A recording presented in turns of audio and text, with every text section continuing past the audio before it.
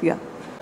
So Dr. Harsha Nagaraja is presenting evaluation of donor corneas from deaths due to systemic malignancies for use in cornea transplant. Harsha, are you ready? Yeah, right. Okay. Please start the timer. Good afternoon, everyone. So I'll be presenting about our study where we evaluated if corneas obtained from donors with systemic malignancies can be used for cornea transplant. So basically, when we looked at our eye bank statistics, we saw that we collected around 1,400 eyes per year for the last 3 years. But what was interesting to note was that our utilization rates were around 45%. The majority of the eyes were not utilized because of the poor quality of the corneas, for which we have no control. The next commonest cause was septicemia. We already published in 2016 that these septicemic eyes do not harbor any causative organisms and can be used for cornea transplant.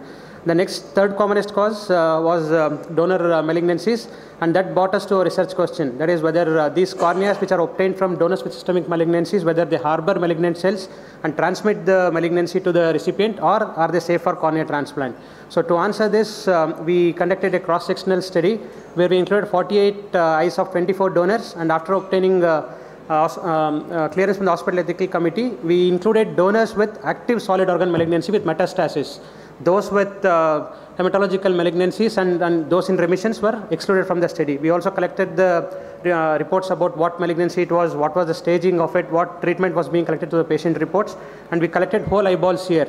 And we stored it at 4 degrees Celsius. And as soon as we got it in the clinic, we used 5 parameters to assess if there are any malignant cells in this. The first was by a trained cornea surgeon by slit lamp examination to look for any KPs or nodules which indicate tumor dissemination, and then it was sent to a pathology lab where it was evaluated by ocular pathologist as well as oncopathologist who were blinded to each other.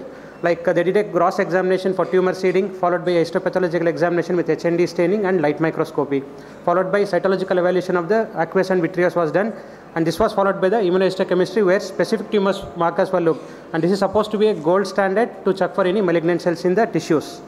And this is the grossing technique which we used. This was called the bread loaf technique, which is commonly used for the diagnosis and grading of the ocular tumors. So this is coming to the results. Majority of the patients were males and the mean age was around 69 years. This chart here shows the various malignancies that we had in our study. Breast carcinoma being the most common, and also we had 3 cases of head and neck tumors. So this is a comprehensive table where it is showing the histological subtypes, the metastatic status, the tumors markers that we used for IHC.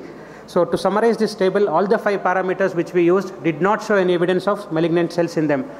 Special consideration was given to while evaluating the various layers of cornea, the limbal region and the vascularis tissue. This is because this is where the metastasis can occur. And even the IHC was negative for any tumor markers, indicating that it is absent of malignant cells, and these corneas can be definitely used for cornea transplant without the risk of transmission of malignancies. When we looked at the literature, we saw that in 1981, Wagner et al. Had published a report where they had transplanted 86 eyes obtained from donor corneas to patients and followed them up for a period of 10 years. 8 of them did develop malignancies, but what was interesting to note was it was not the same as the donor corneas, indicating that this was not transmitted from the donor tissues and they are safe for transplant. Similarly, another Spanish group had transplanted 325 corneas and found similar one. There was no transmission from the donor to the recipient, indicating again safety of this usage of corneas. So how is our study different is that this is the first histopathological study and IHC, including IHC study, where we are showing directly that there are no tumor cells in the cornea. This itself indicates that these tissues are quite safe for transplant and do not transmit the donor malignancies. So, however, whenever there is a doubt, you can always use the peripheral corneoscleral limbs or the limbal areas for a frozen section, get the reports within half an hour, and then decide regarding the usage of tissues. So basically what we are telling is that we always correlate the eyes which are collected or donated with the prevalence of corneal blindness and measure the disparity. But what we forget is the loss of tissues because of non-utilization. This itself reduces the number of tissues which we already collected more and skews this ratio, and there is much more disparity in the when we calculate this for the corneal blindness. So what our study does is, through scientific proofs, we are trying to show that some of these contraindications might be outdated. This needs to be re-evaluated and maybe try to conserve this precious resource that is the cornea to reduce blindness. And as cornea surgeons, it is imperative that we not only do corneal transplant but also work hand in glove with the eye bank people to increase this utilization of the tissues and reduce the socioeconomic burden of blindness. Thank you.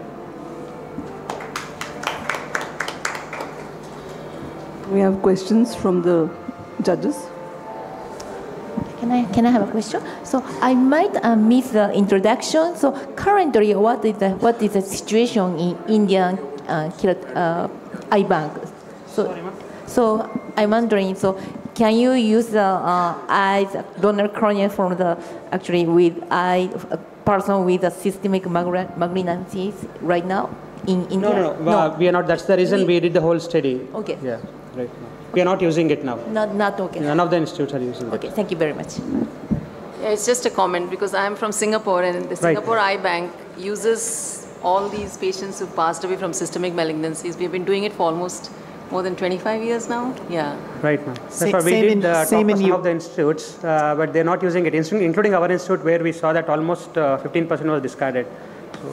We're also, I'm from US and we've also been using them for years. Not been using them? So it's sort of a non-event where we are. They use. We use, yeah. Okay. We've been using for years. Normally they may be in India. And, so yeah, it's EBAA standard is we use it. Right. So it's kind of a non-event. Yeah, thanks a lot.